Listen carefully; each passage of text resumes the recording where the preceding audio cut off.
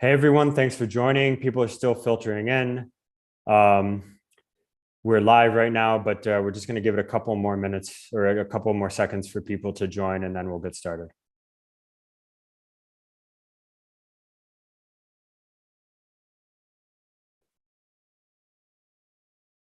Okay, so welcome to today's panel brought to you by the Quincy Institute, The Short End of the Big Stick.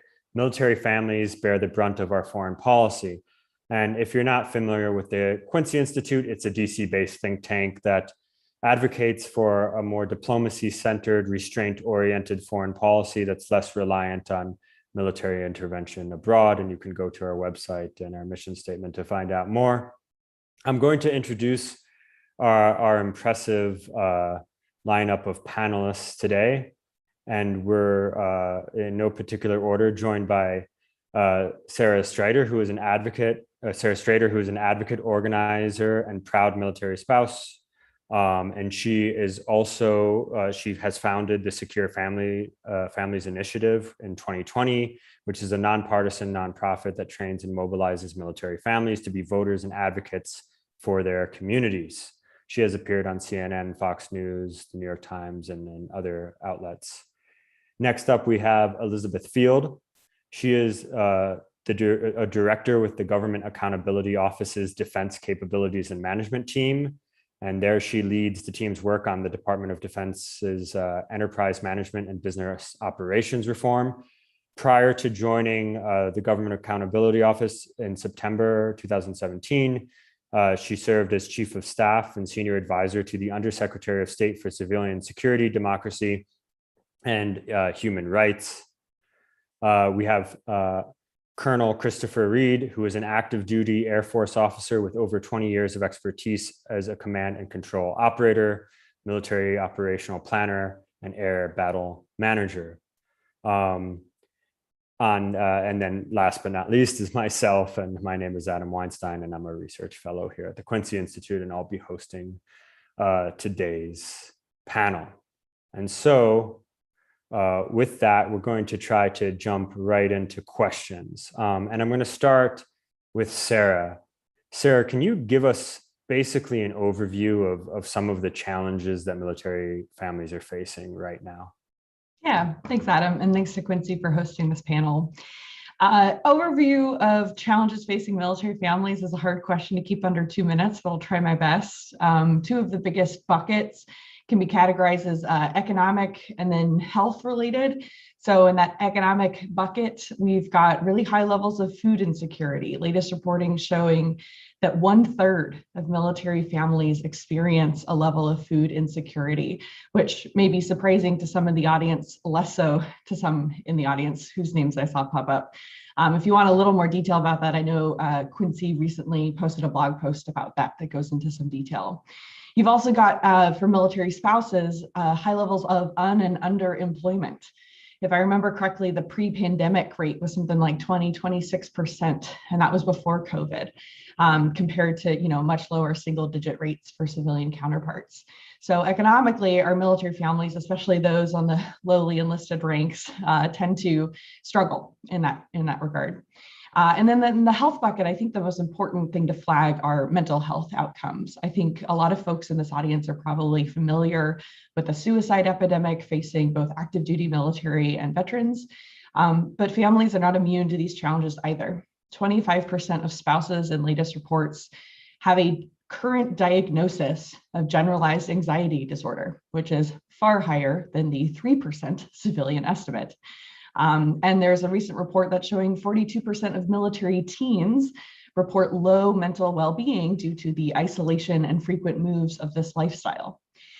What's important to recognize from all of these challenges is that they have been made harder and worse and harder to solve by the wartime operational tempo that has been required of our military and their families of the last 20 years. A lot of focus of treating these challenges has been really concentrated on direct service provision, putting a Band-Aid on the problem after it already exists. And the theory of the change for why we wanted to start SFI is a recognition that we also have to tackle the upstream causes that are exacerbating these challenges. And that starts by having a frank conversation with how our country structures our foreign policy and national security strategies.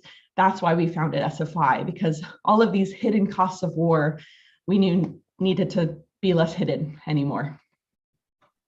Yes, and I think speaking as a veteran, every veteran knows somebody who's committed suicide. And of course, I think, perhaps due to Hollywood depictions, there's this feeling that the clinical depression, the PTSD rates, and the suicide rates are all directly linked to combat, but yet it affects plenty of people who didn't experience combat. And I think you mentioned a key word there, which is isolation, which also has an effect on, the ability for military spouses to get employment, but constantly moving from base to base, this constant disruption, the kind of high tempo deployments we saw during the war on terror, all led to a sense of isolation and to the everything from the high divorce rates we've seen among military families to the mental health crisis we see. So I think that was a very important word you used. We'll come back to those issues, but I want to move on to Elizabeth for a moment, just so you can talk about what you're doing at the Government Accountability Office right now related to military families. Sure, and thank you for having me today, and to the Quincy Institute for hosting this discussion, which really is an important issue and one that probably doesn't get enough attention. For those of you who are not familiar with GAO, my guess is many of you are, but for those of you who are not, we are the investigative arm of Congress.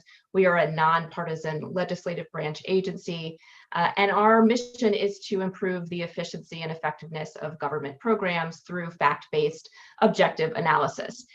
Because we can basically look at anything that the government is involved in, assuming there are federal funds flowing, we have a broad base of work that relates to military families and their needs. I want to highlight, and I think the framework of economic and health issues that Sarah raised is a really helpful frame. And of course, we have work in both of those buckets. Tomorrow, my colleagues in the healthcare group will be issuing a report looking at the department's lead surveillance in children. So, assessing what can be done to monitor and track and hopefully prevent any exposure to lead by children who are living in the military or with military families. My portfolio of work covers a lot of issues related to military housing, and there has been, a lot in this space over the past few years. So right now we're doing an update on the military housing privatization initiative. This was an initiative back in 1996 that gave the department the authority to use private sector funding to improve the condition of housing. Unfortunately, of course, a few years ago, there were a lot of reports about poor conditions in that housing, whether it was mold or pest infestation or other problems. And so there have been a number of steps taken in the past year or so to try to improve that program. Right now, we're trying to figure out whether those steps are actually having their intended effect. I also just want to point out our most recent work on the defense commissary system, because Sarah pointed out the issue of food insecurity, which is a big problem and a complex problem.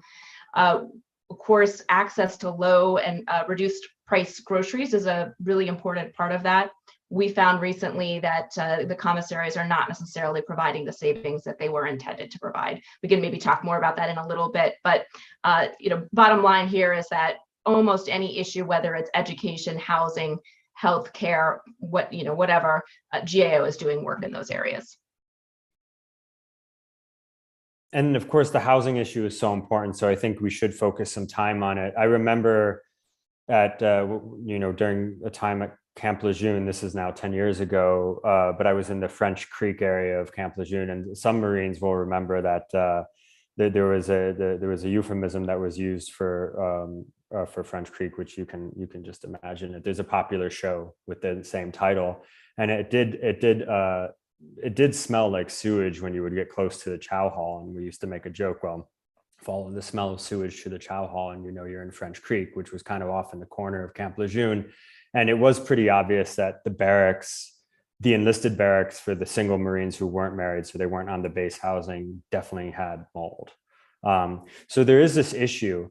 And I kind of want to bring in Chris here, who's still actively serving as a field grade officer, as a colonel in the Air Force, and what effect do you think the housing issue has on the retention rate for the military?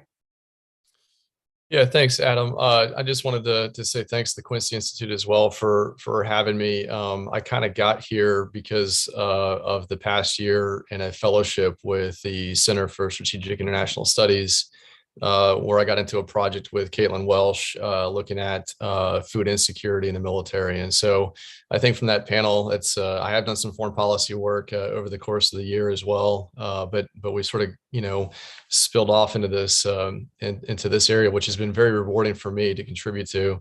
I think the housing issue is huge, and I think that it's more pronounced now because of the effects of the market that you see in the real estate market and inflation. And so some of the things we talked about at CSIS included the military's ability to respond and to pivot to such changes in the economy like that.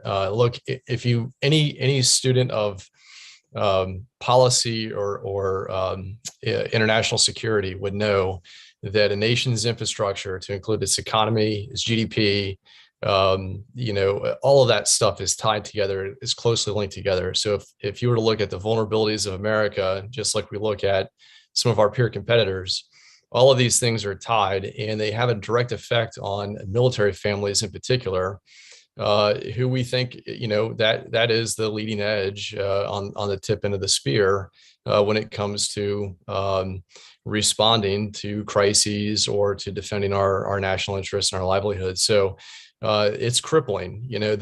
I looked at a potential move this past summer to a place that I had been stationed at before, in the same house that we looked at renting, that we rented as a captain, was a good $1,600 more than my allowance for housing as a colonel.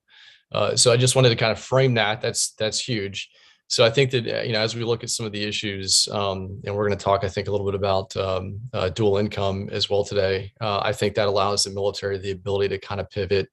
We also have to look at things in the defense budget that allows us to make those, quick second, pivots, if you will, once we start seeing trends. And I think data transparency is a part of that as well, as we share some of the effects on military families across all of these ranges of issues.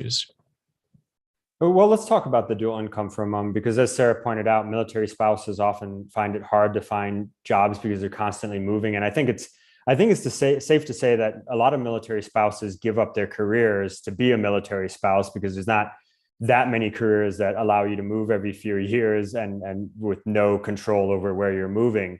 So do you think there are any solutions for that? And do you think the housing allowances and the compensation that our warfighters get should take into account the fact that they're oftentimes forced to live off of one income in a country where the vast majority of households, or at least married households, are relying on two incomes? Yeah, I think the one of the things that we looked at CSIS was the Military Spouse Employment Act that was passed just a few years back. 2017, 2018 timeframe. So I think that we didn't really put a lot of that data into the report that we published, because there wasn't a lot of data to be given or to be found.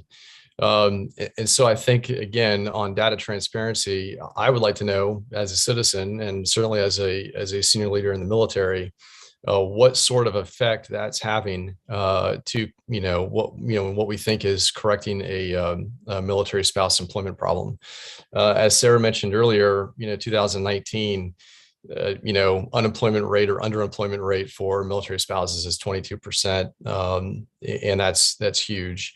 When you consider the fact that nearly 40% of military spouses have college degrees, and 15% of those military spouses have advanced degrees. So when you compare those rates to the national averages, I think they're pretty appalling. So again, I think that lawmakers, I would say, a quick caveat: I'm not a policymaker, so I'll just give a caveat that the National Defense Authorization Act this year will be looked at, or is being looked at, by the Senate And I think that there are committees that have looked at some of these issues that CSIS has brought forward that has been featured on military.com that the Quincy Institute is looking at now. And so this is getting attention, and I think that's important. And as our lawmakers look at the risk and reward for spending, I think that there is a direct correlation between, again, our foreign policy and how active that is, and what we expect our military to do to enact that foreign policy, and the military family's ability to sustain that member. And we're not talking about, the military spouse isn't some distant relative, right? Like that is literally the military spouse's household. So it's a direct effect on the member themselves. And so I think this issue is important. So I want to go back to you for a moment, Elizabeth, because we've talked about the housing crisis, but now I want to talk about something even more basic, which is food, which we've alluded to briefly. But I think when you talk to the average American who isn't connected to the military in any way, or is tangentially connected at best, they find it unbelievable that serving U.S. families could possibly have food insecurity. So can you tell me what you found in the commissary report and how it could possibly be that this is the case? Yeah, and I want to talk both about the commissary's report and then another report that we issued a little bit before that, where we looked at the meal entitlement that most junior enlisted members receive. And very quickly, I'll just say that what we found is that a lot of junior enlisted service members weren't using their meal entitlement, but that meal entitlement is automatically deducted from their pay. So that's another piece of this that's worth examining. But in terms of the commissaries, the mandate to the Defense Commissary Agency is to provide those reduced price groceries to service members and their families. And these grocery stores are operated worldwide. And the target for savings is essentially a quarter on the dollar. So every dollar that a service member spends in the commissary, they're supposed to be sort of saving 25% or a quarter compared to a grocery store that the rest of us would shop at. And what we found is that really service members domestically are only receiving savings of about 17%. And the only way that the Defense Commissary Agency can say that it is meeting its mandated target is that it saves 42%, customers save 42% outside of the continental United States. We looked at their methodology for calculating that rate, and it was just not reliable at all. And so we have a recommendation to the Defense Commissary Agency to correct how it calculates this savings. But I think, to pivot back to what Chris was saying about the connection between policy decisions and budgeting and how that affects service members, I think, and that's certainly something that we see in a number of different ways through our work at GAO. The commissary example sort of illustrates that, because there has been sort of a tug of war over the commissary system for many years now, whether it's in Congress or even within the department. And so some in DoD would say, this is an opportunity for us to save money, to cut the budget and to put it toward other, quote unquote, higher priority items, whether it's operational readiness, purchasing a new technology, purchasing some innovative technology. And what that means is, if you're saving money by reducing the amount of appropriations going to DECA, to the Defense Commissary Agency, that's going to have an impact on the extent to which service members are getting the savings they're supposed to be getting in the grocery system. So we have a recommendation in our report, and it actually is a recommendation to Congress, which we do make, although not very often, to sort of figure out, do you want the Defense Commissary Agency to be a benefit that service members receive? Or do you want it to be sort of run like a business and, reducing appropriation? Because you can't have it both ways. So I think that's just sort of an example of this broader tension that we see between saving money and providing benefits to service members and their families. And I think it, sometimes the broader public hears about these benefits and they sound really good. And I think these are just from my anecdotal conversations with people. Like, what is the military complaining about? You get the GI Bill, you get the commissary, you get this on-base housing. But I think folks don't understand just how much opportunity cost there is to being in the military. Of course, it's a tremendous honor and opportunity to serve your country, but across the ranks, enlisted to officer, a lot of these folks, especially when they reenlist, have skills that I think, it's safe to say they might receive double the salary in the private sector, especially those individuals with technical skills. And yet they do choose to keep serving their country. And, they don't necessarily build wealth or equity with home ownership because they're constantly moving. So there's all of these opportunity costs. And I'm wondering if maybe Sarah can shine some more light onto that. Sure. Chris already painted an impersonal image that I fall into. I'm one of those military spouses who has a master's degree from Cambridge University in the United Kingdom. And yet I had to create my own job because I couldn't find one. That's obviously cheeky shorthand. There were other reasons I wanted to start SFI, but un and underemployment is something I know I've experienced personally. And to your point about opportunity cost, Adam, there's a term we use in the military family community called geo-batching or geo-bacheloring. And it's when a family might choose to, by choice, live separately from their service member, not because the military is forcing the service member to deploy to the front lines or something really dramatic like that, but simply because the duty station is incompatible with the goals that the family has for themselves, whether it be the partner's professional goals or the child's health requirements and services that they need. And I guess I add this as kind of an extra textured layer to the military lifestyle that I think rarely do people recognize happens. That's a frequent choice a lot of families make, is to geo-batch. And so making that personal choice to prioritize, whether it be economic or health priorities, at the sacrifice of your relationship, at the sacrifice of your family's ability to live under the same roof and invest in that cohesion, that itself is a really hard but frequently made choice under duress, and makes it a lot harder to willingly sign that reenlistment package when it drops. So we talked a little bit, we've hinted at this, recruitment, retention. We have an all-volunteer force. We need to pay attention to these issues. It may not be the shiny weapon system or new technology that Elizabeth rightly pointed out that DoD likes to prioritize with budgeting priorities, but it's just as crucial. I'd point out that the skills we're teaching our military today are much harder to replicate. So you really are losing an individual you've invested a lot in if they choose not to reenlist. And of course, I come from the branch of the military that has, I think, the lowest retention rate, which is the Marine Corps. And I think there are some cultural factors within the Marine Corps for why we have such a low retention rate. We do take pride in making things as miserable as possible.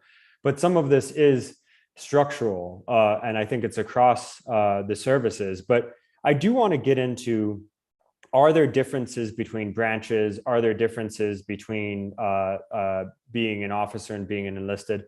Certainly, as a former enlisted Marine, I remember going to an Air Force base and thinking, is this the Ritz-Carlton or is this a base?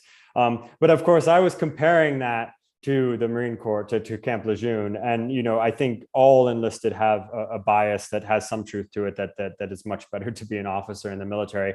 But I don't want to rely on my anecdotal prejudices. I want to bring in the colonel to see what he has to think. And then maybe afterwards we can bring in Elizabeth to see if there's any data to back this up. Yeah, Adam, I think the first thing I would say to that is the difference between services is really just a matter of mission that those services perform. And so if you look at some of the tempo, you mentioned the Marine Corps and certainly the Department of the Navy as a whole, their tour lengths are long and they're frequent. They're, a lot of times they're pretty routine, but that's just been the culture and the history, right, of these services.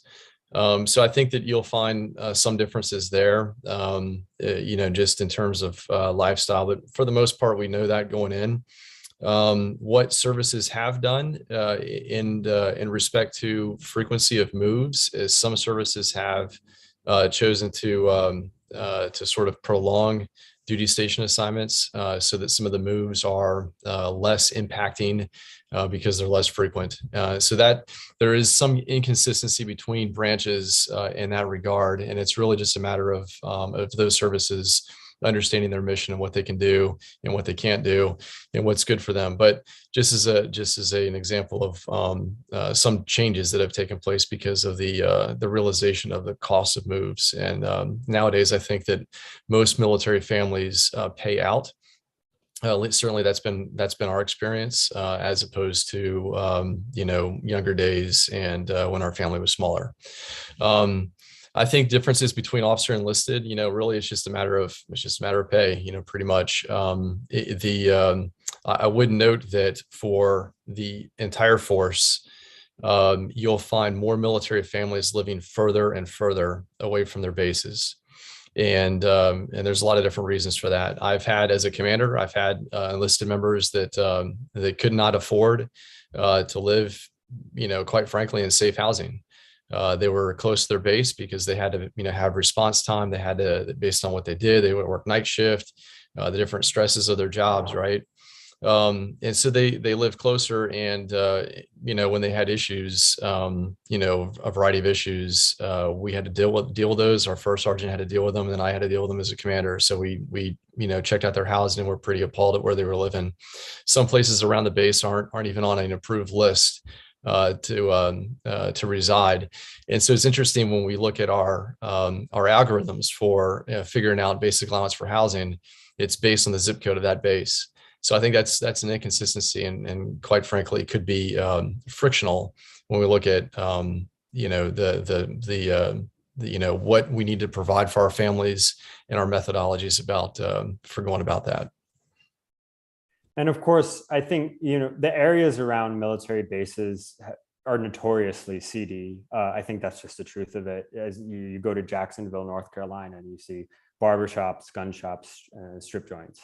And that's what there is. And there are a lot of housing areas that are quite seedy just from the look of it. And maybe there's some sociology PhD student who's looking into why these areas outside the front gate of a military base become the way they do. But that is the reality of it. And that's why I'm being so blunt about it. So I think that's why it is so important to offer alternatives and offer the ability to opt out of that situation. Because I know firsthand that there's active duty families that are living in conditions that I think would shock Americans outside of the base. I want to bring in Elizabeth, though. Does your office look at these differences, whether they be branch specific, enlisted versus officer, or even issues related to the gender of the service member, or what any other distinction there might be that is cause for inequality? Sure. And I mean, there's so much in what Chris said that I want to make sure that I cover. But let me first say, in terms of differences by service or any other differences, we absolutely see those in our work, sometimes anecdotally, sometimes through the data. I remember when we first started back in probably 2018, looking really carefully about why there were these concerns about the condition of privatized military housing, having a meeting, sitting in the Pentagon, talking with a senior DoD official who was responsible for military housing. And she pointed to one of the services and said, and I'm not going to say which one, she said, that service, they have it right. They're hands off. They have figured out that we are out of the business of managing military housing. This other service over here, well, they sort of try to get more in the knickers of the privatized housing developers. Now, of course, we hear a much different story today than we did back in 2018. But I share that anecdote because it's an example of how different military services will approach a sense of having a responsibility to, for example, oversee family housing than other services will. We also did a report a few years ago where we looked at deferred maintenance of support infrastructure within DoD, which sounds boring, but it's actually really important and it has a direct impact on military families. Support infrastructure is things like childcare centers and barracks and dormitories, but also things like piers and airplane hangars. And what we found is that the department has built up a backlog of deferred maintenance. to the tune of $137 billion, right, which is an enormous amount of money, even for DoD. And what we found is that so often the installation infrastructure that is, sort of first on the cutting list when it comes to where are we going to cut money so we don't address this deferred maintenance are things like barracks and child care centers. That report also shows some of the data broken down by military service. So take a look at that, and you can see there that the data that shows the difference by service. But really quickly, I do want to talk about the basic allowance for housing, because we also issued a report on that last year. We looked really carefully at the methodology that the department was using to calculate the basic allowance for housing, which does take into account things like size of the family, number of dependents, rank, so on and so forth. We also looked at alternative methods for calculating it using different geographic data. We actually found that the method that the department currently uses results in a higher basic allowance for housing than if it were to use other geographic data. But what we also found is that the department had not communicated clearly enough to the military housing officials out in the country around various installations why they needed to collect the minimum number of data points for calculating the housing allowance for that year. So let's say they have to collect 45 examples of rent for a 2-bedroom apartment in that military housing area. They weren't necessarily doing that. And what happens when they don't collect that minimum number of data points is that the department then uses rental data from prior years. You can see how that would be a huge problem if the economy is changing, if there's massive inflation, if we're entering a recession, and you're looking at the cost of housing 2 or 3 years ago. So we made some recommendations to the department to fix that problem. But I think that's part of why the basic allowance for housing was just not keeping up with the needs of military families. So the explanation you gave for the BAH, it seems like there was a problem with the methodology. It doesn't seem like it's nefarious in nature. It seems like an honest mistake that needs to be corrected.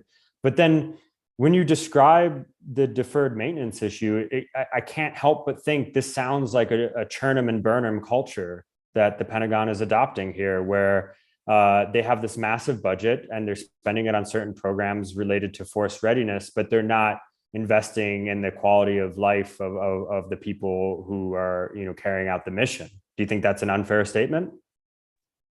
I think that certainly based on the installation commanders and other officials whom we have interviewed, they feel this struggle directly. They have seen cases where they want to put money into improving the barracks, and they end up having to move the junior enlisted folks out of the barracks because the condition is so poor. But they feel stuck. And the Defense Department budget is enormous, but there are also enormous fixed costs in the budget, and that makes it really hard to figure out where to sort of make those trade-offs. So I wouldn't want to characterize the military officials that we have interviewed in our work as being sort of callous and not caring about the needs of service members and their families, but I would say that they feel acutely the struggle of making trade-offs, and I think there is pressure to put the money where the most urgent need is, as defined by the department and by Congress, and that sometimes does not mean taking care of military families. Well, I understand that trade-off, but it sounds unacceptable to say that the trade-off is not taking care of military families. And with that, I want to bring in Sarah, because let's talk about the priorities. What, in your view, Sarah, is the relationship between our foreign policy, between the way we've used our military and these priorities? To quote another military spouse leader in our community, Lindsay Simmons, perhaps unlike most other domestic constituencies that Congress and the White House are accountable to, foreign policy is a kitchen table issue for military families as citizens and as voters, because the decisions that our country makes over war and peace they make a direct difference in our lives, right? On the most dramatic end of the scale, they can make the difference between whether our loved one comes home safely or not. But even before you get to that most dramatic of circumstances, on a more fundamental level, the militarization of our ops tempo can determine when, where, and how often we get moved, what kinds of personal and professional opportunities we as family members, both partners and children, can expect from this lifestyle. You name it, right? The foreign policy and our lived experience are directly connected. They are not decisions that are theoretical or far away for us. They are tangible, they're urgent, and they're immediate. And I referenced earlier their relationship to whether we decide to re-up commitments to this all-volunteer military force, which is why, again, it's so important for military family members and that lived experience to be represented in foreign policy conversations and circles. If I can, Adam, just kind of extrapolate a little bit about the advantage of incorporating military families as advocates in these space, right? First of all, we are a bipartisan appealing constituency, right? We are able, it's not that we win the case every time when we try and communicate what's necessary, but it means it does allow military families as advocates when it comes to foreign policy. We are able to open more doors because it's not seen as a political thing for us. It's a real just issue-based thing. And I think we complement a lot of really awesome veteran organizations, veteran advocates in these circles, because we represent, a similar related life experience, but one that's a bit distinct, right? 92% of military spouses are women. So as an audience, we look a little bit different in a really important, diverse, and inclusive way. We have a self-interest that's kind of ongoing and urgent, like I mentioned. And finally, the hidden costs, the lived experiences that are connected to our ops tempo look different from that front lines experience, right? So you, Adam, having been deployed abroad, the stories that you could tell about what foreign policy looked like for you are going to look different from me, the person who got left back at home during my spouse's deployment. But mine have to do with, having a meltdown at the car auto repair shop because it was one more reminder that my loved one was away, and this is usually the thing that he takes care of, and it's going to cost thousands of dollars, and I have to take this decision all by myself, right? That's the story that I have to tell about what foreign policy looks like on the home front. And likely that's a story that your average civilian listener can at least picture a little clearer, or can at least relate to perhaps a little easier than yours on the front lines. And I think that's an important dimension to incorporate when foreign policy otherwise feels like this really impersonal, intangible concept. How do you advocate in this space, though? Because as you pointed out, foreign policy is much more important to military families and veterans than it is to the average American. The average American, poll after poll demonstrates that they want to see less involvement in wars abroad, but at the end of the day, they're focused largely on domestic issues. And so how do you bridge that gap? How do you communicate with lawmakers on the Hill? How do you get people to just listen to your situation? So far, we've benefited a lot from there being a high degree, historically at least, of goodwill toward wanting to look out for and take care of our troops and their families. And so if we can build off that best of intentions where people's heart are in the right place, and then clarify real quick, like, hey, but that looks a little different policy-wise than you may have expected. We don't want to go to war nearly as much as you might have assumed by the fact that we signed up for this lifestyle, for example. It's been a matter of just pivoting what are, I think, actually really positive forward momentum in terms of wanting to take care of military families, but quickly clarifying and applying it to a place that will actually have that impact. That has been the challenge and the connection that we've tried to make, but at least we're working with forward momentum. I will say in the last year or so, there have been some data to suggest that civilian support for troops and military families may be declining. And we don't know yet whether it's a long-term trajectory or whether it's a bit of a blip due to recent current events. But that is something that will certainly make our life harder in the future as to try to communicate the importance and urgency of this. Chris, how do active duty service members advocate? I mean, I remember maybe the culture has shifted, but I remember when I was in the military, you weren't supposed to be an advocate. and you weren't even supposed to be an internal advocate. I think some of that has to do with being enlisted, but you were not supposed to advocate for your position in any way. It was a taboo. Has that changed? What are the limits of advocacy as an active duty service member? How do active duty officers who want to see some of these things like housing and food insecurity improve, how do they deliver that message to the people who need to hear it? Most of that has remained the same. I mean, I am allowed the sort of the academic freedom to look at this from a holistic perspective as a senior school fellow this year with CSIS. But I think that today what you're finding is it's happening through spouses. If it doesn't take one long to connect to a military spouse organization on LinkedIn, and then you'll suddenly find that there are literally hundreds of them. So, and I think that that is a sign, it's a signature of something, right? Like you don't see that much activism for something for causes that don't exist. So I think that in itself is a data point that should be should hit all of us sort of pretty hard. The typical way that one does this is commanders work their needs through installation commanders, and so when you have effects on airmen in the Air Force, or your soldiers, or your Marines, that you raise those through the installation commanders. The installation commanders deal through different councils and different forums with elected leaders, and that's something that we need to continue to respect as the civilian leadership of our military. I mean, these are hard decisions, and I think Elizabeth hit on some of that earlier when she talked about the methodologies. These are never easy decisions.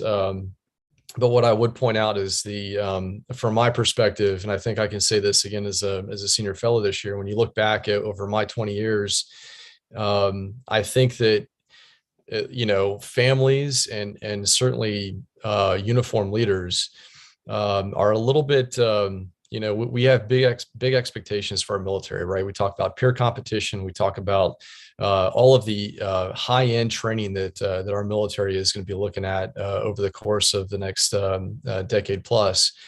And we also are a little bit exhausted at some of the budgetary language that came with sequestration, right? Where almost all of these discussions were dealt with in terms of trades, right? That is the term. If you want to do something new, what are you going to give up? So I think that at some point we have to kind of come to the realization that we're better than that, right? Like we want our military to be competitive. We want it to outcompete, quite frankly, those that threaten our interests.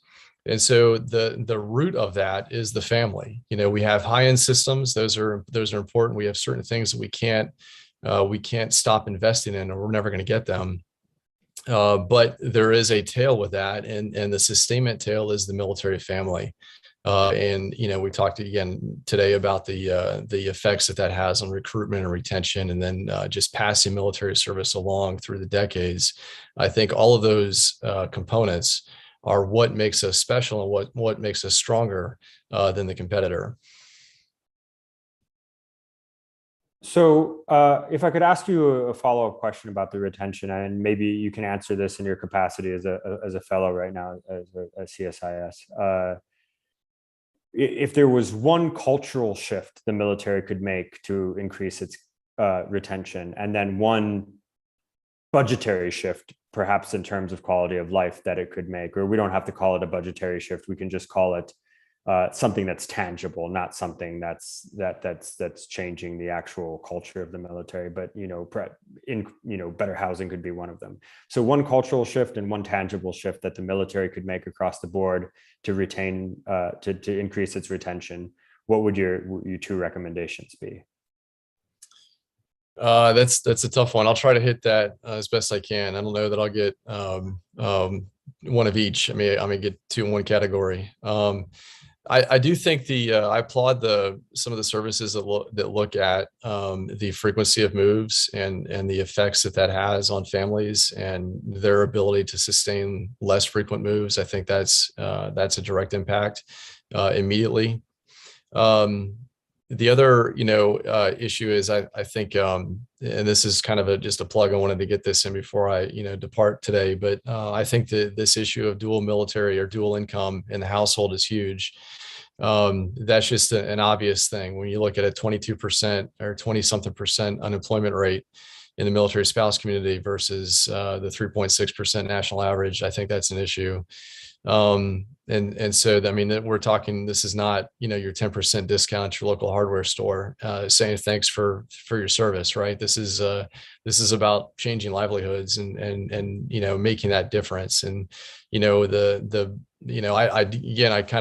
respect, the experience on the panel, and I had the same experience. My spouse has been looking seriously for employment for like 2 years with a master's in public health. So we've looked at, there's license issues where, our lawmakers are addressing, interstate licensing. That's important. And there's also career fields like, those areas in STEM that aren't necessarily licensed, fields, but where it's almost impossible for a military spouse to sustain a career that is comparable and really appropriate for their level of education and acuity over the course of a career. So I think those are my inputs, Adam. I don't know if that hits your question. From a cultural perspective, I think that our leaders understand the issues involved. And, it's our job as leaders to raise those to the appropriate seniors in the Pentagon, and then decisions are made. And that's where we have to leave it because of the respect for that civilian control. Thank you for that. So, Elizabeth, we've talked about the way these issues are raised within the ranks of the military, but the fact that it ultimately goes to a civilian-led military up to the Secretary of Defense. But what is the role of Congress in all of this? What responsibility does Congress have to be grappling with these questions, and are they doing it adequately? Mm-hmm. Yeah, I mean, I think absolutely Congress has a responsibility. I think, one of the reasons that they turn to GAO so often to examine all of these issues is because they know that they need better information to make informed policy decisions. I was thinking back on our conversation a few minutes ago, and also thinking about your question to Chris about, budgetary shifts or trade-offs and what that looks like. And ultimately, Congress has the power of the purse, and so has to make those hard decisions in the context of what it appropriates to the Department of Defense. And it's hard coming from a GAO perspective to weigh in on that, because we're not a policy-making body, and certainly we would never suggest how the budget should be allocated. But I think where the department can do better, and that Congress has a role to play, is thinking about the risk that these decisions make in a more deliberate way. So coming back to the deferred maintenance, installation commanders are making this decision, or military services are making this decision that, with limited budget, we're going to put our deferred maintenance budget toward these buildings, and we're not going to put it toward barracks and childcare centers.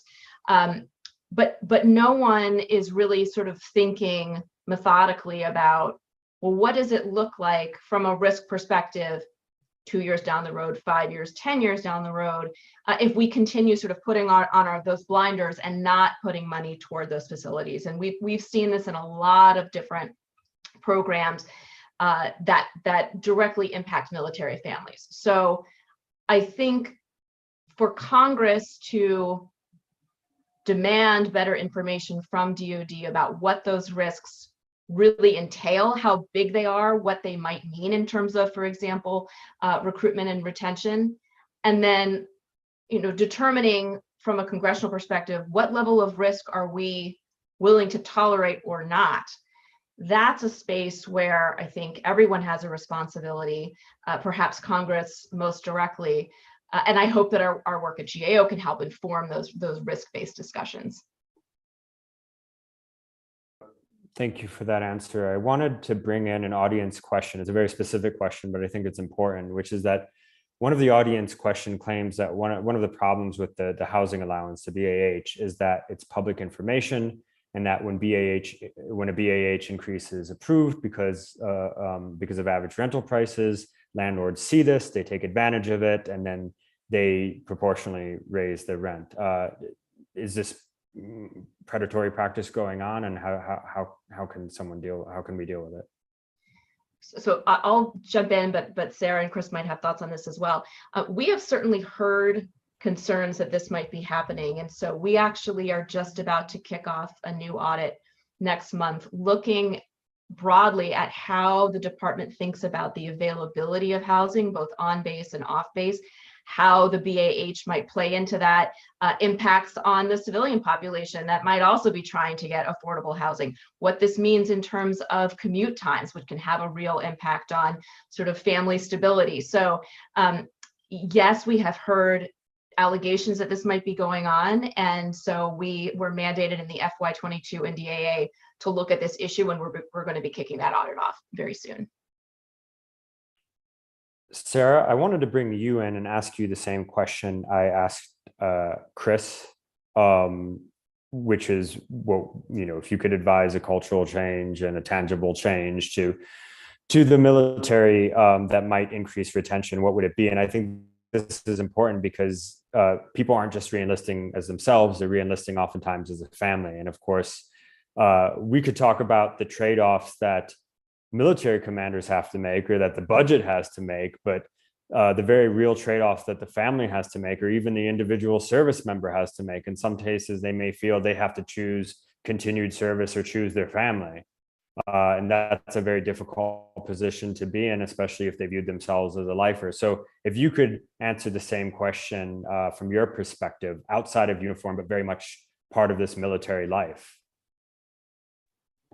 One of the things that we do at SFI, and we're always looking for kind of echoing help from whether it's our political policy decision makers or DoD leaders, is help identifying what are the things that you actually have to sacrifice or say no to as a military spouse, child, etc., versus what are the things that you maybe thought you had to give up that there's actually more room to work with. And one big area where that is ambiguous has to do with civic engagement.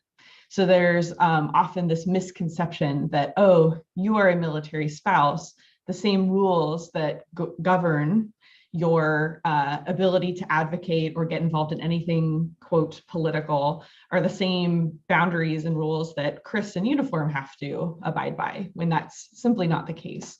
I have signed no dotted line telling the DoD that I have to follow their directives about political boundaries. Now, are there things I need to be conscientious of? Sure, but that's a lot of the civic education that SFI has done, is clearly defining, look, the rules that apply to you, a military partner or a military dependent, are few and far between. And as long as you know where those guardrails are, there's a lot more room to operate in than you may have thought you had the ability and power to do so. Once you define that, and once you get, I think, affirmation, like I said, from DoD, from Congress, that yes, that's okay. In fact, yes, we want to hear more from advocates who are military spouses or military family members. I think that itself is a huge shift in the amount of information sharing that happens, and the amount of lived experiences that get reported on, that get shared with decision makers, so they actually know the trickle-down effects of what they're doing. We thought it was going to be a lot harder to convince military spouses we were recruiting to be advocates for SFI, to create the permission structure to do so. But we've actually found it's been like knocking on a door that was already unlocked and wanted to be opened, because I think a lot of military spouses have recognized that, no, this is something I wanted to do, I just thought I couldn't. And now that I know that I can, hear me roar. So I think that's an important, where multiple stakeholders in that equation can all contribute to creating a more civically active and therefore, more informed policy stage by clearly defining that culture.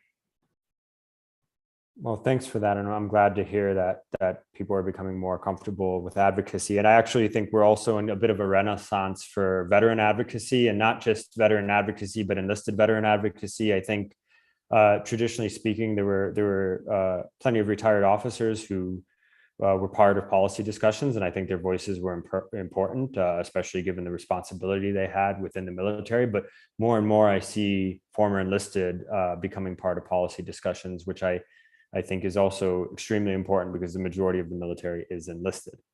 We only have a few minutes left, and I want to ask kind of a big question based on, there was a comment in the Q&A, more money for soldiers, less for the Osprey. And it's a comment, not a question, but I think it does lead to an interesting question, which is, as the Colonel pointed out, we want to have a military that's competitive. We want to have a military that has the maximum lethality. But at the same time, I think a lot of people do see these programs, these experimental programs that just seem wasteful and don't really produce the intended results. And it does seem, or at least I'm speaking anecdotally, but I've heard from a lot of veterans, I've heard from a lot of Americans that we're hemorrhaging money on programs like take the F-35, for example, or whatever program you want to name. That is not paying the dividends. And then, you hear about these trade-offs that, well, maybe we can't take care of our active duty military families, and it seems unacceptable. So I'll start with you, Sarah, and then maybe I'll go to Chris, and then if you want to answer, Elizabeth, please feel free. How do you think the military needs to approach spending priorities? I think there is room to be critical of how, based on mission readiness priorities that we've been discussing all throughout this conversation, that it has led to a culture where it is easy for money to be overspent in areas of the DoD budget. And for the first place, people look to for cuts being the most family support readiness personnel. And I think there's a tension there. And I think it has historically prevented a lot of military spouse advocates from ever being willing to admit maybe the Pentagon should get a slightly smaller budget, or maybe we could spend more wisely, because we're so nervous about losing what are critical deferred maintenance for facilities or that sort of thing. But I think being willing to have more of a nuanced approach that says two things can be true at the same time. It can be true that we could probably spend less on certain defense contracts, but it can also be true that there needs to be more investment in other areas like childcare or employment. And I think the willingness to engage with that nuance and to approach it matter-of-factly, even-handedly, is an area of growth that we hope to continue to see. On to you, Colonel. Yeah, I'll describe what I would want to see in a utopian budgetary world, which would be that I would never want to have a conversation of trades over quality of life and our systems that we buy. I think those are should be two completely independent categories. My trades between systems, that's a conversation I'm willing to have. But I never want to be the strongest military in the world and have to admit that I'm going to cut quality of life in order to buy something from a systems perspective. So, the way I would treat it and the way I would recommend that from a utopian again world, the approach that I would want to have is to say that, look, we have lofty goals and we have lofty responsibilities in our international order, especially when we look at the peer competition that's so eloquently laid out in past NDAAs and the current draft.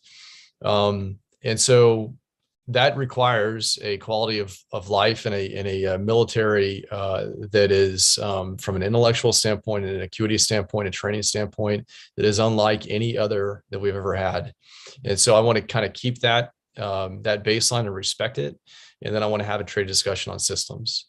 That's my recommendation. And by trade discussion on systems, what you're saying is, look, we can't have every single toy, so we need to decide which ones we really need. Yeah, correct. And again, we have so many installations out there, so I don't want to, believe that we have to make a, we're going to let one base go, kind of fall apart from an environmental standpoint, or we're going to underpay our military, or we're going to, take a cut in quality of life issues like that in order to pay for something that is, in my opinion, that is a lesser military. That's what a lesser military would do, and I don't see that in terms of what we ought to be doing and the position that we ought to uphold to be that competitor on the world stage today. Elizabeth, I'll give you the last word, whether you want to weigh in on this question or whether you want to talk about what you're doing next at the GAO to try to examine the issues that the military is facing.